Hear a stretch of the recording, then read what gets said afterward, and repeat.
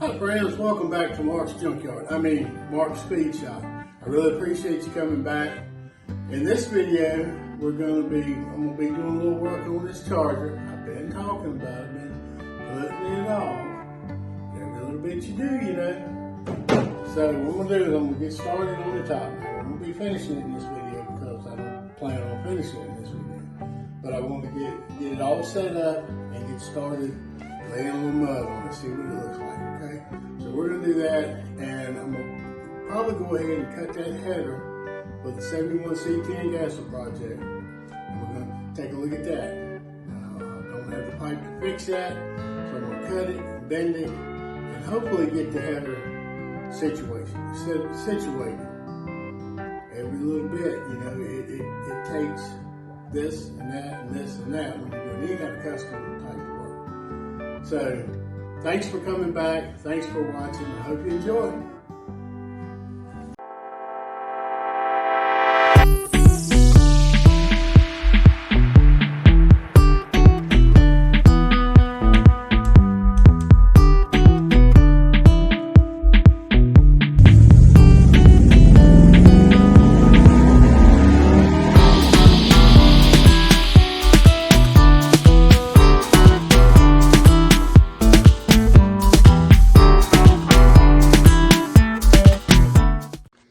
Alright, so one of the things I believe I'm going to do today is I'm gonna get over in here a little bit better, and I'm going to hold that header up again, try to fit it as much as I can, and then I'm going to see what I need to do, but I think I'm going to go ahead and cut this tube somewhere. I don't want to cut it too close down there because then you get into all kinds of trouble with trying to fit it back and bend it. So what I'm going to probably do, I'm going to put it in here, so I'm going to probably cut it up here somewhere where I can stick a pipe in it and bend it, probably up a little bit and forward a little bit. Then I don't know what I'm going to do with this. I got to do it one piece at a time. Maybe I can stick a pipe in here and bend this whole curve up a little bit, and then just put a piece of pipe in to clear, because I got to clear all this junk right here. That way I don't have to modify everything just yet, and it ain't gonna hurt the header. So we'll go ahead and bite the bullet, do that, because if I can get the header where I can put it on there, then I don't have a problem with finishing the distributor and putting accessories on the front and the carburetor and all that, and we'll be close to firing it up. But that is my stumbling block right here, and that's what I need to get doing. So we're gonna cut that today.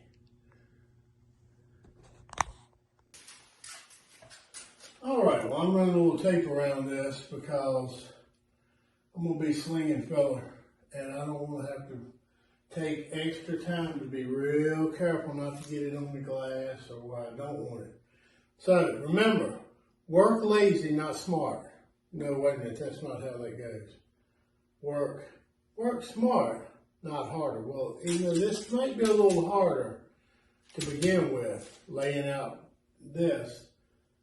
See, by doing this, I can just throw the body filler, because body filler is on a time limit. It'll get, if you ever spread body filler, unless you're really working smart and only mix up a little bit at a time, it gets hard before you get it all laid out. So I'm going to show you a little trick that actually I learned from Bad Chad, and I like it. I've done it before, and I'm going to be doing it on this. But I don't want to have to take time to be easy here and careful there. That'll come to when I do that. But to begin with, I'm just going to kind of cut it in and start laying it on. So I just want to do this, so I don't want to spend a lot of time later having to clean up slopped off filler off the glass or whatever. So that's why I'm doing a basic thing here. And if it works out and sticks on there, you know, who knows? I might leave some of it, and then when I go to shoot a little primer on it, all I have to do is fill in a few of the little spots, and she's already taped up. All right, I had to go down to the house and get a couple things. I got a little warm in that long sleeve, so I changed shirts. But I've got some filler here. I've got Evercoat lightweight filler. Not a paid endorsement. Maybe one day when I get rich and famous. Anyway, this is a pretty good filler. I've used it a time or two. I like it. Good stuff. Now, they say you should mix your filler on like a plastic or a fiberglass type board or even glass. But I mean, I'm not going to mix it on glass. It's too heavy, too awkward, and it will break just by looking at it. But they say never use cardboard. That being said, I'm not only using cardboard, but I tape two pieces together to make a piece big enough. But you don't use cardboard. I do understand that. I always have, but they say don't use cardboard because it's kind of porous, and of course it's, you know, paper-like, and it will mess up your ratios of mixing because it soaks in some stuff. But hey, you know, use what you got, right? And I might go to a Wally World and get me like a cheapo plastic cutting board, something that I can use and clean and all that. Now, I did get, this is a, what do they call it, a taping knife, I guess. So you put it, you know, you put it and you lay your tape across it, or some places you don't have to tape, you can paint. But I've got spreaders. I've got a bunch of spreaders. I got some big spreaders and small spreaders. But I thought I might give this a try because it's big. It's got a handle on it. So some of this big stuff, I just need to mix it up and slap it on. And then when it comes time to the actual fine tuning around the corners and the edges and all that, I can use a regular spreader. Now, I think I'm just going to mix some up and put some on, see what it looks like. Because when I put a lot of product on, I'm going to sand a lot off. As I put this board down, because I done made a mess already. But what I'm going to do, the trick I learned from watching Bad Chad, was you put a little fiberglass resin in it. Not the hardener. Yeah, I'm going to have to get some pliers. See what we got over here.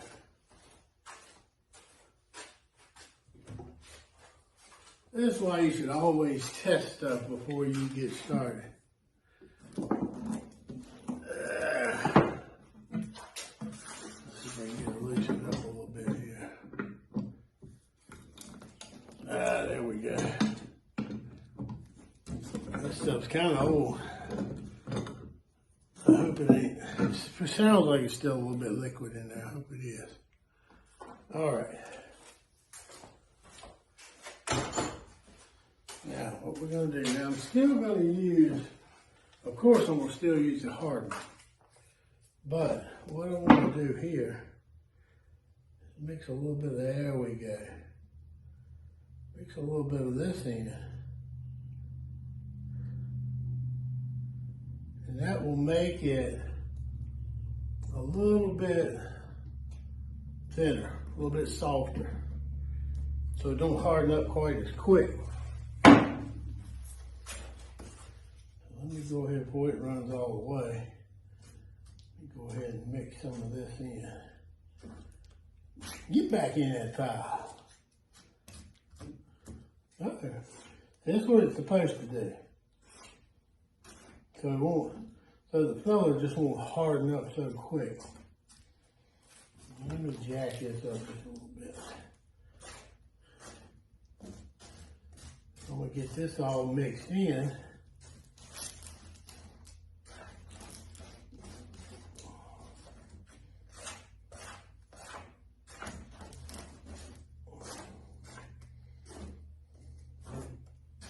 There we go. Good and liquid.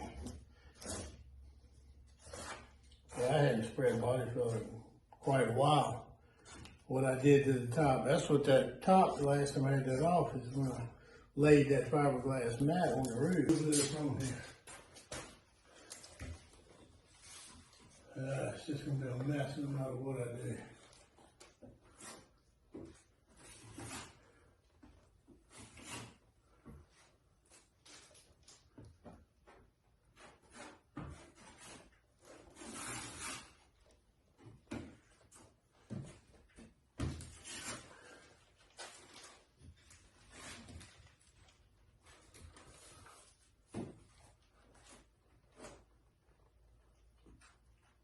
Now you see why I take that Amanda.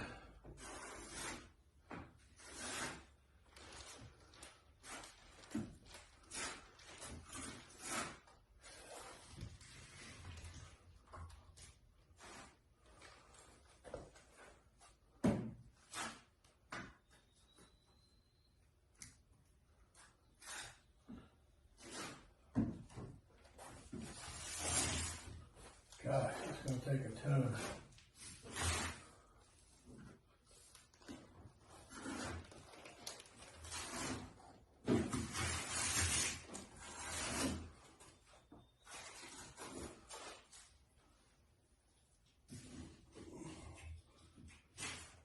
But you got to get started. If you ever want to get finished, I'm going to have to get my little step stool. Get over in there a little bit better.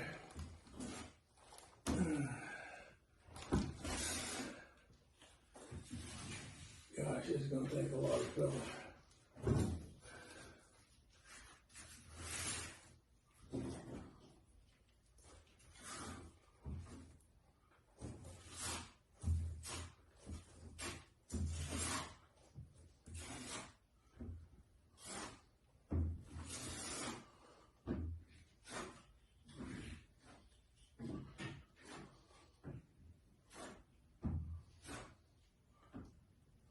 All right, well, I've gotten a pretty good start on it. The old bad Chad says to put plenty of product on so you can sand it all off. Don't just do it thin and you have high spots and low spots. I'm afraid I did it a little thinner than I need to. I probably should have done it a little thicker, but I'm going to have to do a lot of it again anyway. I might have to skim the whole thing again. We'll see. But I'm not trying to get it perfect. I just want it looking a little better. I might even put a vinyl top back on it. If I do, all I need is this to be, you know, pretty smooth. It doesn't have to be perfect. But also I've seen other people take that roll-on bed liner and roll it just where the top goes, and it looks pretty good. So, you know, I'm not restoring this car. It's already highly modified. It's not the stock engine transmission or the gears in the unit in the back. The rear end is stock. But like I say, if it was an RT or something really special, yes, I would probably cut the top off, put another top on, try to restore it more. I mean, it'd be worth 2 or 3 times what it'd be worth now. But I'm just building a good old hot rod, you know, old low budget hot rod. That's what I want. And if I sell it, people are gonna know what they're getting. You know, I'm not gonna sugarcoat it. I'm not trying to hide anything. I'm just trying to kind of fix it a little more old school. But that's what I want to do. I want to keep it kind of hot rod. So let me get you in here and show you a little bit of this that I've already done. All right, I got a mess here where I did all that. I got to seal that. I might put a little bit more on, but we'll see. I'm sure glad I put that paper on there because I was slopping it over here. Now, she ain't pretty yet. It's going to be all right. But it ain't that old fiberglass mat anymore.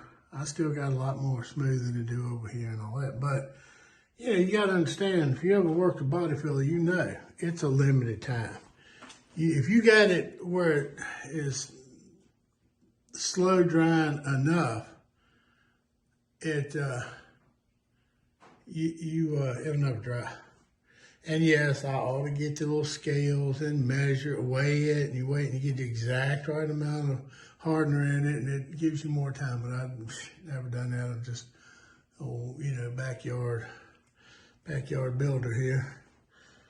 Now this got a lot of ridges and stuff, but I mean, all that'll be smoothed out, sanded out.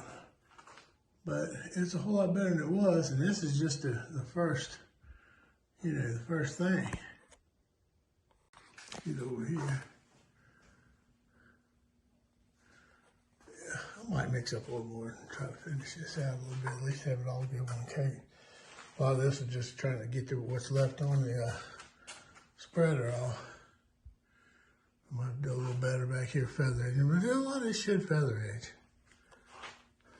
But that's it. It comes down on the quarter. It needed all that. This was kind of iffy right in there. looking too happy, is it? It's kind of puckering up. Might mix a little bit more, fill in these little spots here. But there we go. All right, well, I mixed up a little bit more. And it got a little rough right here, but I went in and put some here. Always gonna get a good thorough sanding, of course. It looks a little rough. This up here a little smooth. This is what I use the taping knife on up here. All this around the edges, I use the regular spreader. It's going to be a whole lot of work no matter what. I knew it was going to be, but it's going to be all right. It's going to be all right. At least I've got all that sealed. Now I have to do the sanding and work on the edges. It's going to be a pain in the butt too. But it's going to be a whole lot better. Used almost that whole can. I'll show you next time. I used probably 2/3 of that can of filling. It was brand new when I opened it. Got a mess to clean up here. But I've gotten started. You all know me. I told you before, I was a little overwhelmed. I still got to do a little bit down here. I was a little overwhelmed, and of course you might see why. It's a mighty big cake to ice. But it's gonna be all right. At least that's better right now than just a fiberglass mat, open mat on it. So now we got good filler with a little fiberglass resin in it. That should make it a little better, maybe a little stronger. But anyway, it's gonna be a lot of sanding to do now. I'm not gonna cut that header today. It's late, it's probably 6:30 or so now. I'm tired. I got a little bit of a late start, but I got some stuff done today. So, but in just a few minutes for y'all, it's going to be doing that. But this is all I'm going to do for this Wednesday. I'll be back on it in a day or two. All right, I decided to go ahead and pull the tire off the sole shaker here. So the leak has gotten worse. And I found something in it. Now I'm going to check the whole tire and make sure there's nothing else in it. And this looks like a nail or something. It's been in there a while, so it's worn down. So I've got my plug kit. I'm going to show you a little bit more of this in a little bit. And I keep it in a bean can, and this bean can's painted. It doesn't even have a paper seal on it. So in case you've never done this,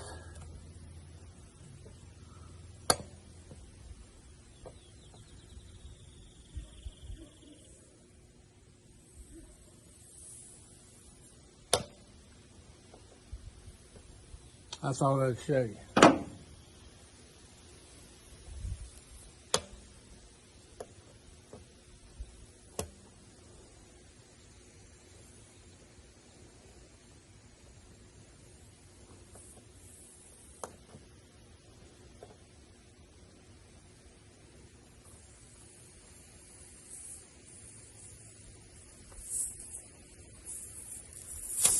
Good day. Yep, there we go. All right, now, you have to take your little reamer tool, which is basically like a little file, put that in.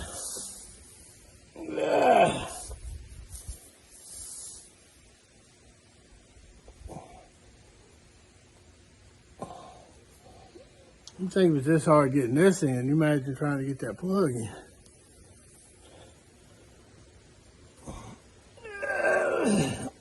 Good golly.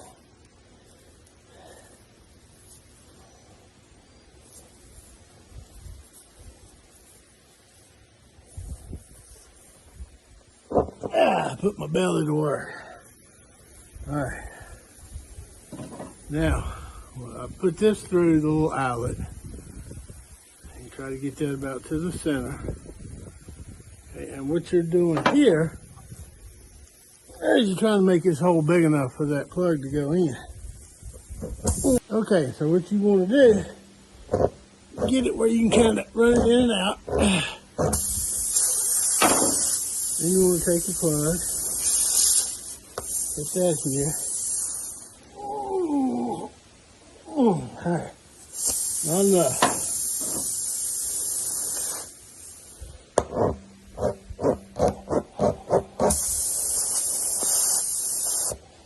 I know some people say, oh, you gotta make it a hole bigger before the plug will go in it.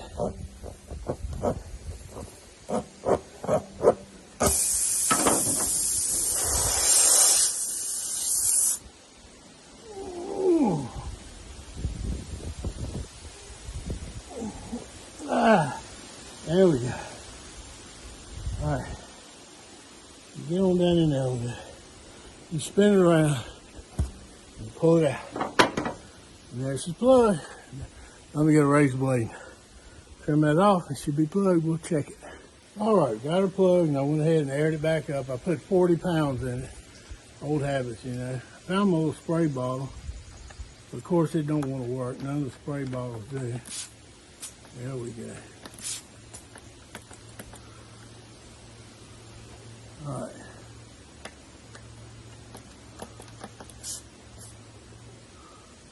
A little bubbly because it's soapy. But if it was still leaking, it'd be blowing big bubbles. All right. Looks like that's all right. Now, give her a quick look over. Make sure there ain't another hole in it while I got it off here.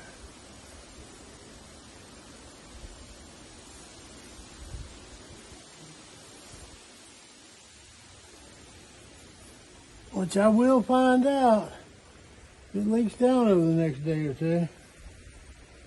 That was probably it. I mean, I know that was it, but I don't know if that's the only one. That was probably it.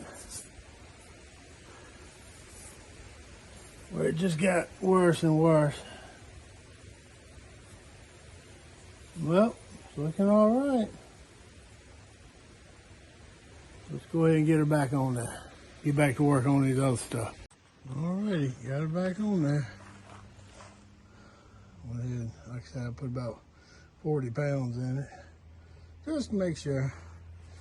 But I am gonna keep my air tank in here for another couple of days just to see. While I had the hose out here, I went in and put some air in these tires. They weren't that low.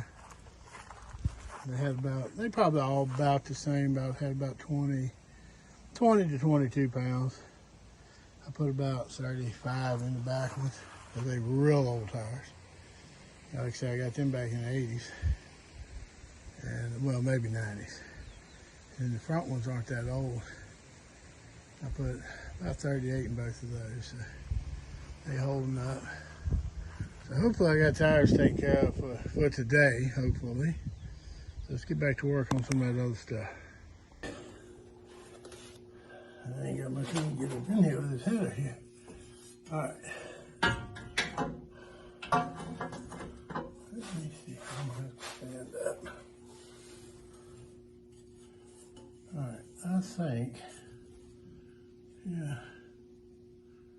I think we'll cut it right there. All right, I got my cheapo welding gloves that have turned into just regular work gloves. I think I'm gonna cut it right in here, right near the curve, kind of straight apart, but we'll see.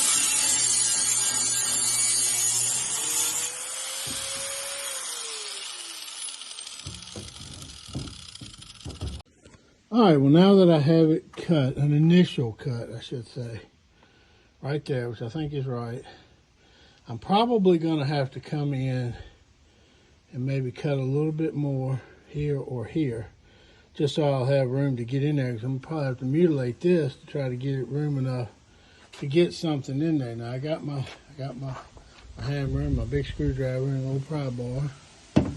But this is the pipe. I'll probably find one a little better than this, but I was thinking this might be something good to stick down in. I'd like to find one a little bit bigger, a little bit closer to this. But if I can put that in there, get it down to about right there, and then pry on it, it should have a lot less damage to that pipe. But it's kind of hard flopping around like a fish out of the water over here on this. So what I'm thinking is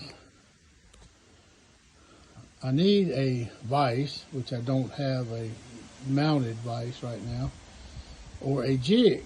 Well, if I had a jig, well, okay, well, I got that other engine on the engine stand, and if I'm careful with that, it ought to be able to hold it enough to work at. It's got to be careful not to put too much torque on it and try to flip that engine over, but it's a pretty stable stand. I'll show you all that too.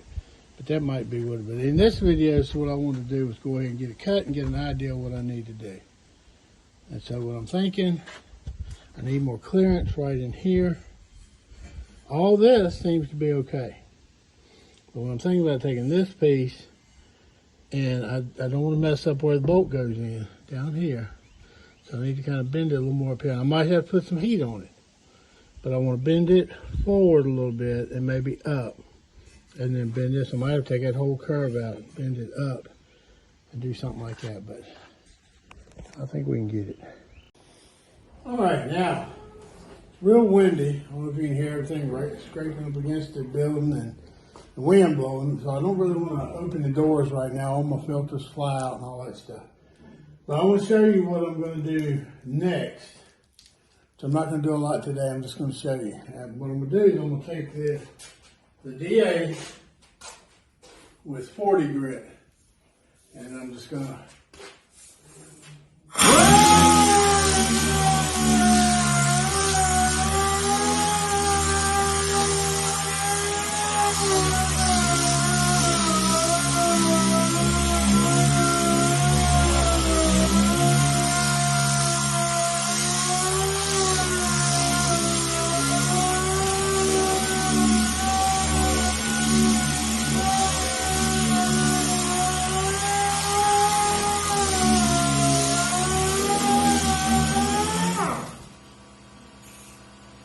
what I'm going to do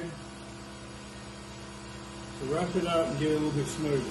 Then I'll decide if I need to put another skim on it, which I might, I probably do. But I got to do this first. So that's going to be coming up. I'm not doing that in this one, just like I'm not going to finish bending that header pipe. That's going to be a whole different thing. I got to mount it to the engine and try to work it there. Everything's a process. But just like cutting it and just like getting started on this, every little bit you do gets you one step closer. So that's what I'm gonna do on this. That's gonna be the next. All right, I went ahead and did a little bit more.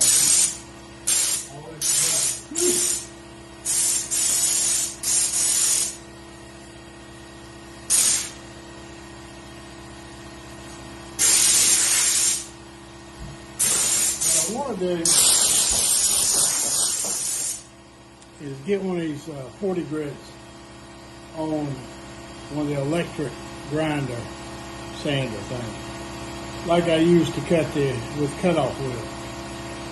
That way it will pull down the compressor and it'll work faster and harder than the air. The air is kind of come and go, strong and then weak side and strong, and it'll work the compressor to death. But the next thing, I do want to take it outside and do all this, so I thought I'd just do a little bit to kind of show you what's next. Gosh, look at that. See, I hate all that dust and mess in here, but that's why I'm not going to do the whole thing. I just want to do a little bit, see what it looked like, see how hard it was, and get an idea. And that's what I did. It's looking good. So it's warm weather now. I'll take it out and do all this outside, and I'll bring you along for that too. All right, well, that's going to wrap up this video. A little more on the roof on the Charger, and a little hodgepodge of other things. Always fooling with tires. But if you're gonna fool with cars, you're gonna fool with tires. For every one car you got 4 tires, usually. Maybe 5, maybe 3, depending on what you do. But anyway, tires give problems, okay? So it's just part of it. Learn to fix them, learn to work on them. It never hurts. Especially plug them. Now, gosh, a lot of these places charge $20 to plug a tire, and that's usually not even if they have to jack it up and take it off. They might charge you $25 for what I showed you on my tire. What it cost me. By the time I bought the kit and used the kit and depreciated the kit and used all the little plugs that come in, it probably cost me, I don't know, $1 and some time. So, yeah, I would love to plug tires all day long for $20, $25, but, you know, whatever. Anyway, thanks for coming back. Thanks for watching. I hope you enjoyed it. Be sure to come back. Subscribe. You're helping me out grow the channel. You're helping me out grow the channel. I don't want to say it too fast. It sounds like I'm saying you're helping me outgrow the channel. But anyway, just subscribe. You're helping me out. I really appreciate it. Just hit that little button and you'll subscribe. And like, share, comment, and subscribe. Come back to see me and I'll be here, good Lord willing. And I'll see you at the shop.